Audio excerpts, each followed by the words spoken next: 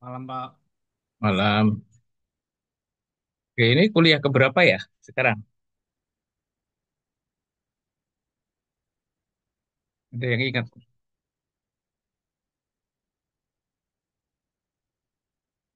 keberapa ini?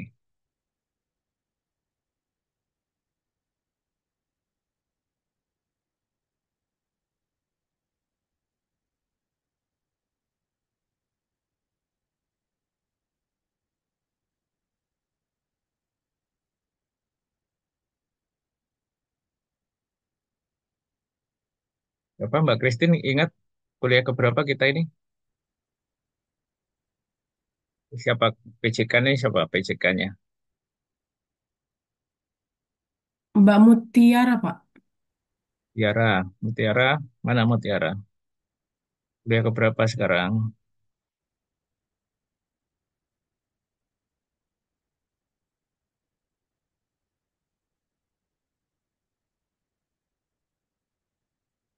Tiara belum ada ya. Oke, baik. Kita udah presentasi semua ya. Sudah, Pak. Oke, presentasi semua. Jadi eh, gak ada yang ingat kuliah keberapa? Kita gak ada yang ingat. Ya, kita udah membahas perkuliahan kita mulai dari apa ya konsep dari manajemen perpajakan lanjutan, kemudian eh, kita melangkah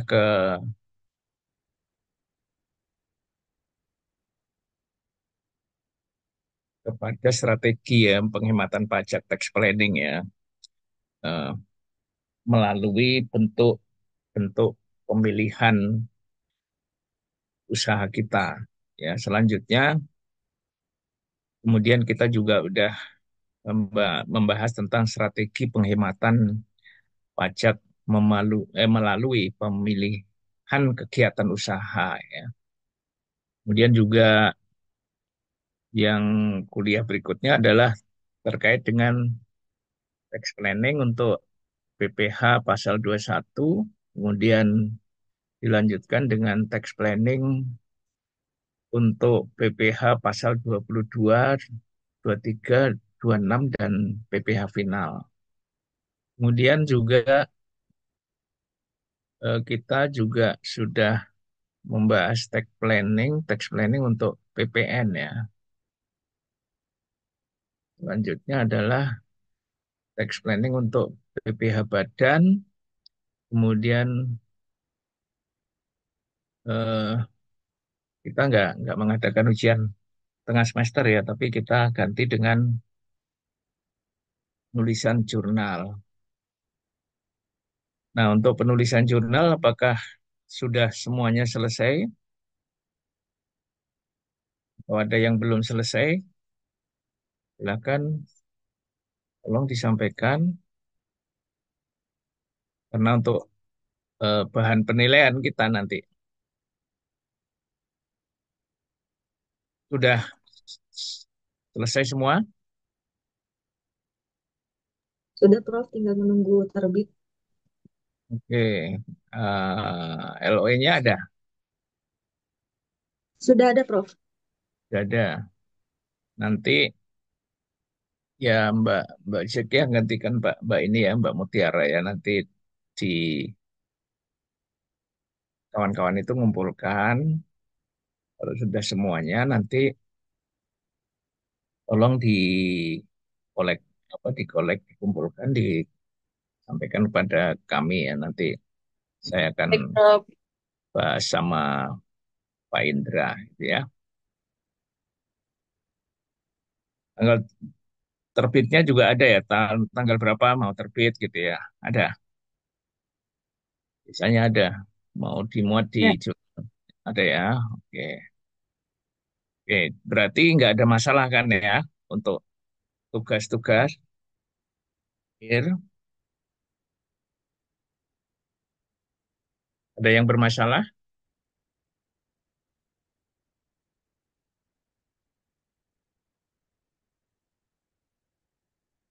Ada yang bermasalah nggak?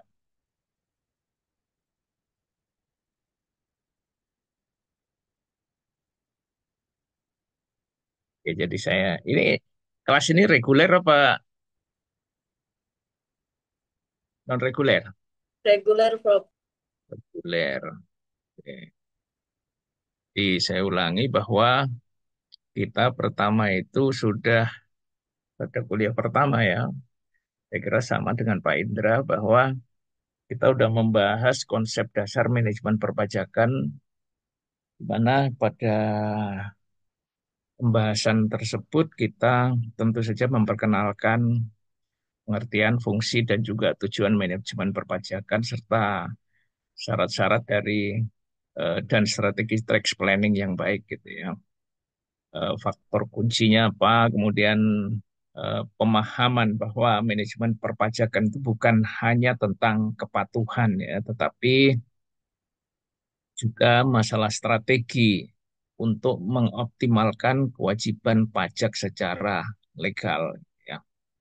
Apa pajak ini penting karena pajak ini tentu menjadi eh, sumber dari pembiayaan APBN kita ya. Jadi berbagai pembangunan dibiayai dengan eh, hasil pajak yang dikumpulkan dari masyarakat. Nah, pentingnya perencanaan pajak karena itu juga sesuai dengan peraturan untuk menghindari sanksi yang ditekankan atau dikenakan ya. Jadi jangan sampai kita melakukan perencanaan pajak tetapi dalam rangka untuk menghindari pajak itu tidak diperkenankan. Sebaiknya kita semua taat pajak karena ya pajak itu adalah untuk membiayai pembangunan. Ya mungkin banyak orang yang kurang taat pajak, mungkin kalau apa bisnisnya besar-besar itu bisa jadi begitu ya. Bagian ya, enggak semua. Kalau kita pajaknya ini kan kecil-kecil, kita bayar itu kurang lebihnya. Itu pentingnya perencanaan pajak ya, yang sesuai dengan peraturan untuk menghindari agar terhindar dari sanksi. Dan kemudian ya kalau kita contohkan misalkan perusahaan retail ya yang merencanakan struktur transaksi untuk dalam rangka memanfaatkan insentif pajak tertentu ya seperti pengurangan PPh badan untuk sektor usaha menengah kecil misalkan dengan memastikan bahwa semua dokumen itu harus sesuai dengan ketentuan.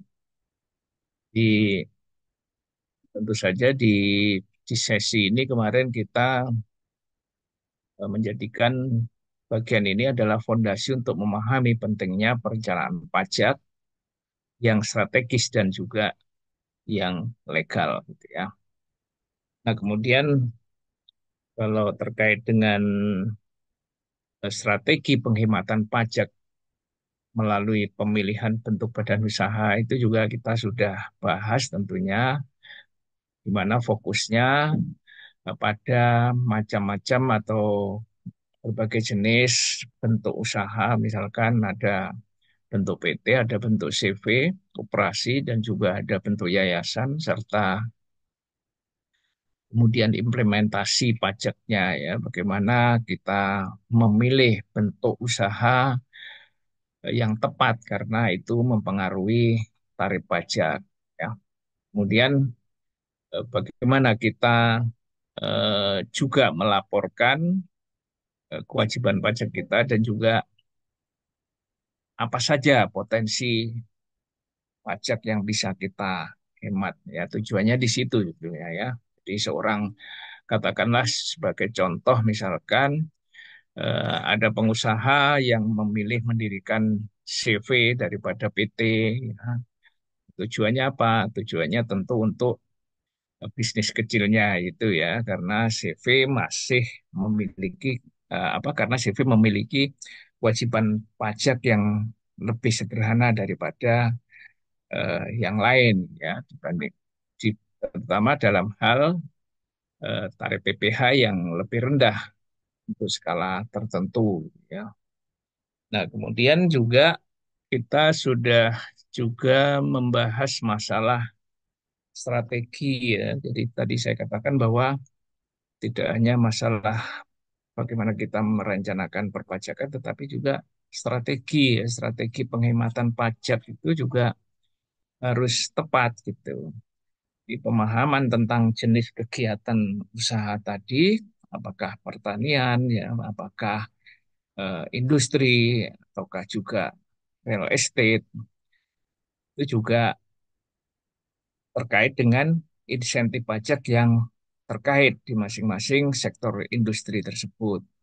Jadi setiap setiap sektor industri itu memiliki perlakuan pajak yang berbeda yang dapat dimanfaatkan dalam rangka penghematan pajak, yaitu yang perlu kita pahami semua bahwa bagaimana kita memahami industrinya, kemudian bagaimana kita mengaitkan dengan pajaknya. Ya, tentu saja eh, pada pembahasan ini ya kita menekankan pentingnya memahami karakteristik dari sektor usaha untuk merancang strategi apa yang akan kita terapkan yang paling efektif, misalkan seperti itu. Nah, kemudian kita juga membahas tentang tax planning untuk PPh pasal 21 ya. Di sini hal yang terpenting kita harus pahami adalah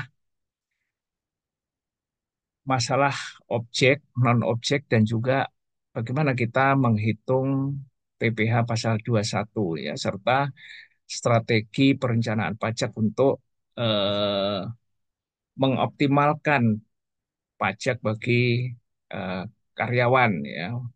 Jadi faktor kuncinya adalah bagaimana kita memahami komponen penghasilan yang dikenakan pajak dan cara mengelolanya. Misalkan, kalau contohnya misalkan perusahaan memberikan tunjangan natura misalkan seperti itu. Ya, fasilitas perumahan misalkan yang tidak dikenakan PPh pasal 21 sehingga mengurangi beban pajak karyawan. Terus selanjutnya adalah tax planning untuk PPh pasal 22, pasal 23, 26 dan juga PPh final ya. Nah, di situ kita membahas atau yang kita bahas tentu saja adalah pemahaman tentang eh, bagaimana tax planning untuk PPh pasal pasal 2, 22, 23, 26 dan PPh final tentunya ya. Jadi faktor pentingnya adalah kita harus memahami atau mengetahui tentang tarif dan mekanisme pemotongan atau pemungutan pajak untuk transaksi tertentu.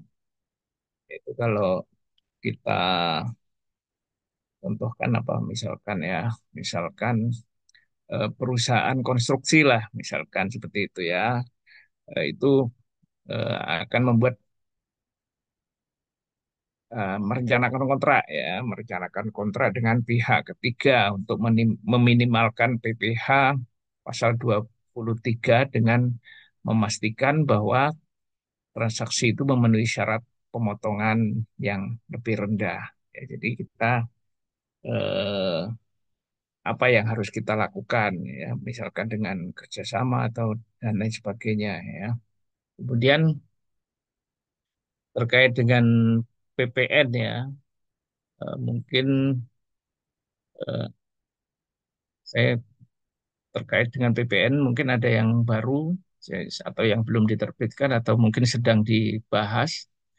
Jadi ada fokus pada fasilitas PPN, kemudian ada pengkreditan PPN, kemudian ada restitusi PPN, dan juga pengelolaan cash flow perusahaan. Nah, di sini tentu kita bahasan yang penting itu adalah terkait dengan dokumentasi yang baik ya untuk mendukung pengkreditan PPN menjadi apa menjadi tekanan bagi kita dalam membahas masalah tax planning untuk PPN ini. Jadi kalau kita contohnya tentu saja adalah perusahaan ekspor yang memanfaatkan fasilitas PPN untuk barang ekspor misalkan sehingga dapat mengajukan restitusi PPN untuk meningkatkan likuiditas itu. Jadi eh, hal itu yang penting. Kemudian tax, tax planning untuk PPN badan. Nah, di sini juga ada hal penting yang kita bahas tentu saja terkait dengan pemahaman bagaimana laba fiskal versus laba komersial, kemudian ada koreksi fiskal, ada pembebanan biaya dan juga eh, format penghitungan PPh badan ya. Jadi faktor kunci adalah kemampuan kita dalam melakukan koreksi eh, atau kemampuan dalam melakukan koreksi fiskal dengan benar. Ya. Jadi jangan sampai terjadi kesalahan yang fatal justru merugikan perusahaan. Nah, di sini eh, perusahaan tentu bisa melakukan koreksi fiskal atas biaya biaya yang tidak deductible ya, sehingga menghitung PPN badan bisa dilakukan secara akurat. Kemudian eh, ya saya udah mulai situ kayaknya ngajarnya mulai scanning untuk badan, kemudian eh, cara-cara penghitungan pajak ya, di mana fokus pembahasan adalah pada pengamanan kontrak bisnis, kemudian juga optimalisasi kredit pajak, pengajuan penurunan PPh pasal 25 dan juga penundaan pembayaran pajak. Hal ini juga penting karena eh, kita bisa eh, mencontohkan misalkan ada negosiasi kontrak yang eh, sifatnya tax efisien dan kita jadikan sebagai bahasan di sini. Jadi eh, itu menjadi bagian penting ya dari cara menghemat pajak tadi ya. Kemudian yang berikutnya adalah tax planning atas rugi fiskal dan penutupan usaha. Jadi pada bagian ini yang kita bahas adalah bagaimana memahami revaluasi ya, aktiva tetap, kemudian merger dan penghapusan NPWP atau NIPKP. Kemudian faktor kuncinya adalah bagaimana strategi mengelola rugi fiskal untuk mengurangi pajak di masa yang akan datang. Jadi contohnya misalkan perusahaan yang merugi melakukan kemudian melakukan revaluasi aktiva tetap ya untuk mencatat untuk untuk mencatat keuntungan revaluasi yang bisa mengkompensasi fiskal seperti itu. Kemudian manajemen perpajakan perusahaan dengan hubungan istimewa. Ini sorry kemarin saya kurang bagus, eh, ini sinyalnya karena saya di jalan. Jadi di sini pembahasan fokusnya pada pemahaman tentang hubungan istimewa, kemudian hubungan istimewa seperti apa itu kemudian juga sudah dijelaskan, kemudian perpajakan transaksi terkait dan juga penentuan harga wajar. Oh, yang kemarin bukan ini ya, sebelumnya ya ini ya. Kemudian di situ ada transfer pricing. Nah, itu penting juga masalah transfer pricing. Tentu saja kalau ada perusahaan-perusahaan yang memiliki afiliasi, dan ini pentingnya juga dokumentasi tentang transfer pricing tersebut. Apa? Tentu saja untuk menghindari sengketa pajak yang kemungkinan akan terjadi. Misalkan kita memiliki perusahaan atau bertugas di perusahaan multinasional diminta untuk membuat laporan transfer pricing guna memastikan bahwa transaksi yang kita lakukan dengan anak perusahaan di luar negeri itu sesuai dengan harga yang wajar. Gitu. Kemudian berikutnya adalah perpajakan dan dalam transaksi khusus. Nah, fokusnya kita kemarin adalah pada eh, ya, eh, pada build, kemudian operate dan transfer atau BOT ya di situ. Itu masalah juga kita bahas adalah leasing dengan opsi, dengan hak opsi, kemudian ada joint operation dan juga ada yayasan ya. Jadi faktor yang penting dalam pembahasan ini adalah bagaimana kita bisa memahami perlakuan pajak khusus untuk transaksi non standar.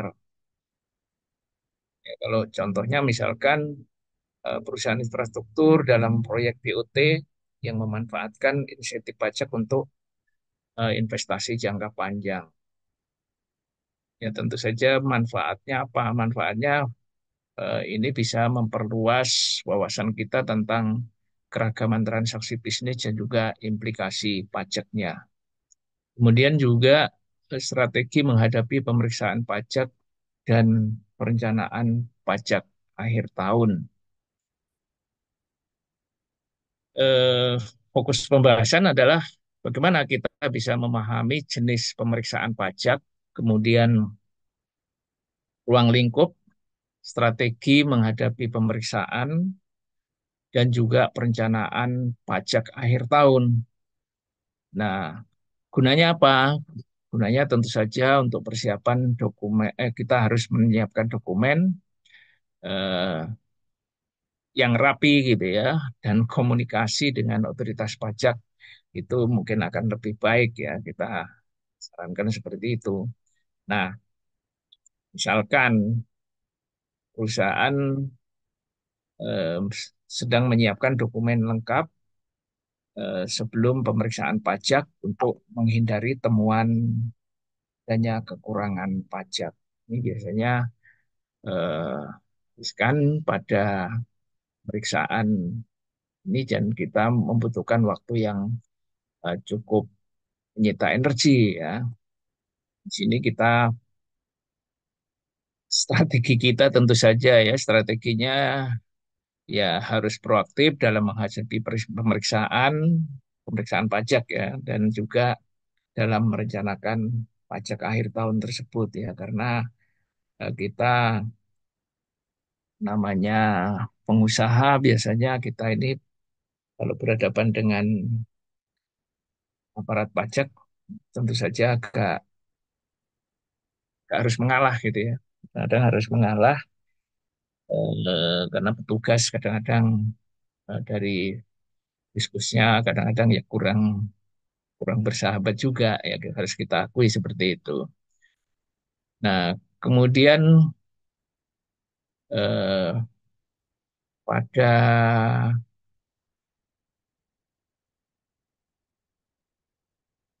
kemarin kayaknya kuliah terakhir ya tentang apa itu pajak akhir tahun ini terakhir ya kalau nggak salah ya kemarin ya. Ya Mutiara.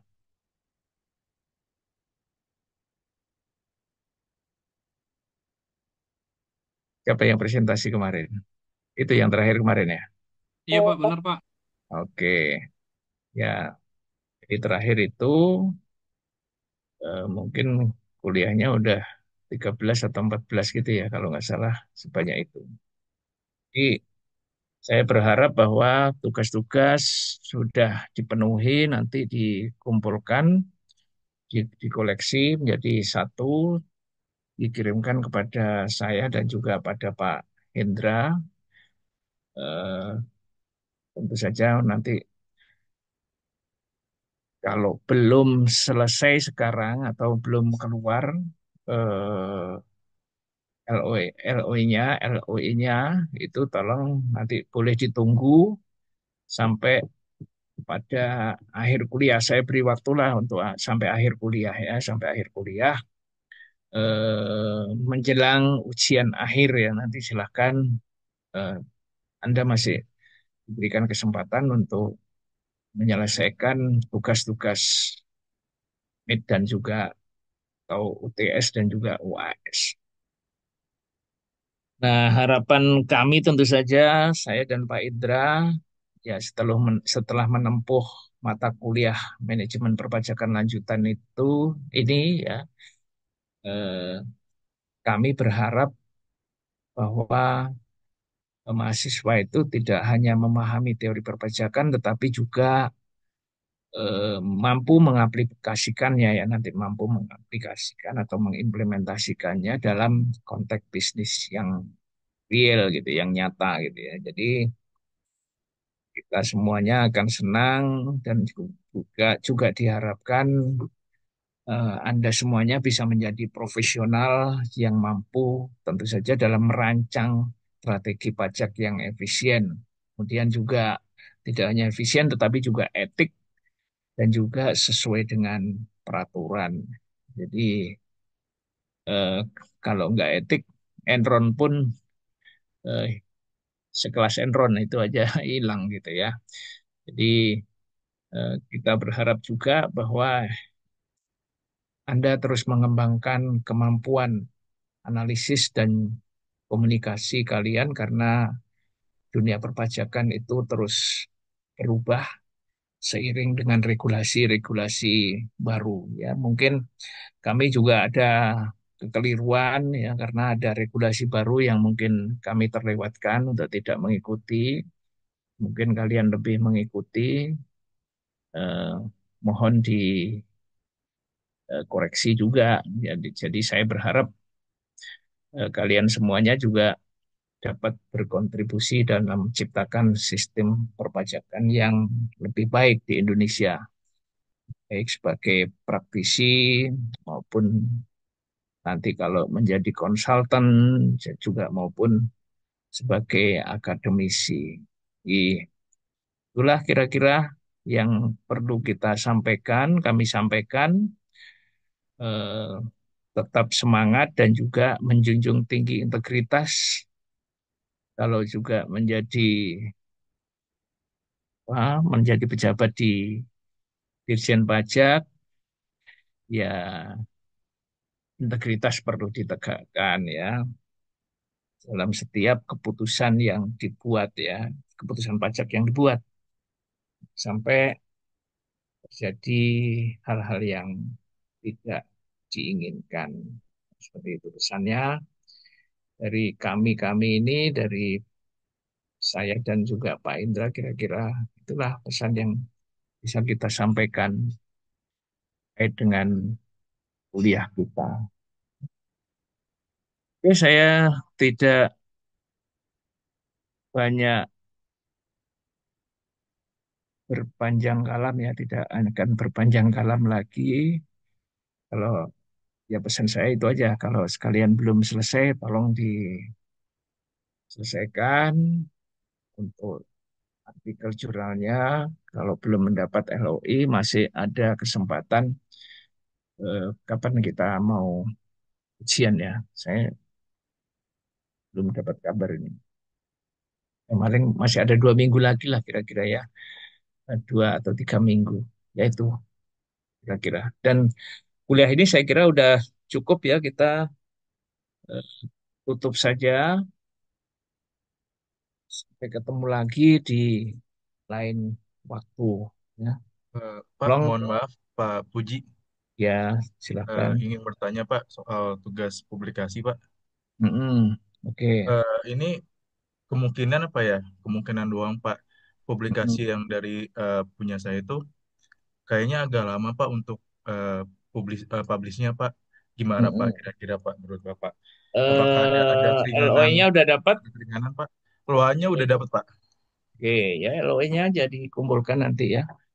Dikumpulkan kan biasanya LOE itu menyebutkan kayak kemarin saya kirim ke jurnal Kopi Science ya, Coffee Science Brasil ya, jurnal Scopus itu disampaikan bahwa eh, kita dapat LOI kemudian kapan akan diterbitkan gitu ya. Jadi itu ada udah cukup buat kami, saya dengan Pak Indra untuk memberikan penilaian terhadap Anda. Kami juga kalau perlu ada, kalau misalkan masih kurang ya tolong di kopikan, kirim ke kami dan Pak Indra itu ya. Itu Mas Usman ya. Oke, baik Pak. Terima kasih Pak Puji. Oke. Ada yang lain? Oke, kalau nggak ada, untuk laporan silahkan kembali di screenshot kuliah kita.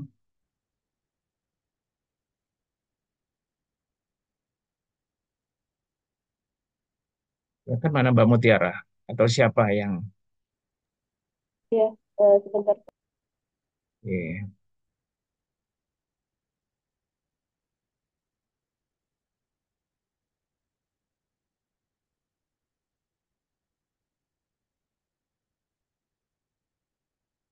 Kalau masih ada keperluan-keperluan atau pertanyaan nanti meskipun kita udah selesai kuliahnya silahkan aja ya WA saya nggak apa-apa.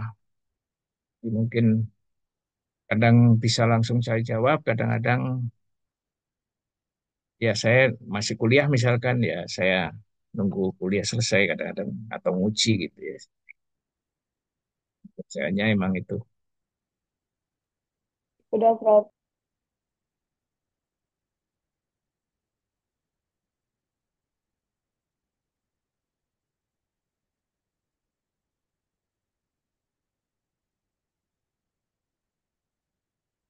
Udah selesai? Belum? Sudah, Prof. Udah, Prof. Oke. Oke, terima kasih. Saya ucapkan selamat malam dan sampai ketemu di lain waktu. Terima kasih. Assalamualaikum warahmatullahi wabarakatuh. Selamat malam. Waalaikumsalam. Selamat malam, Prof. Terima Oke, kasih. Prof. Terima kasih, oke. Prof. Selamat. Mudah-mudahan dapat nilai bagus semua. Iya.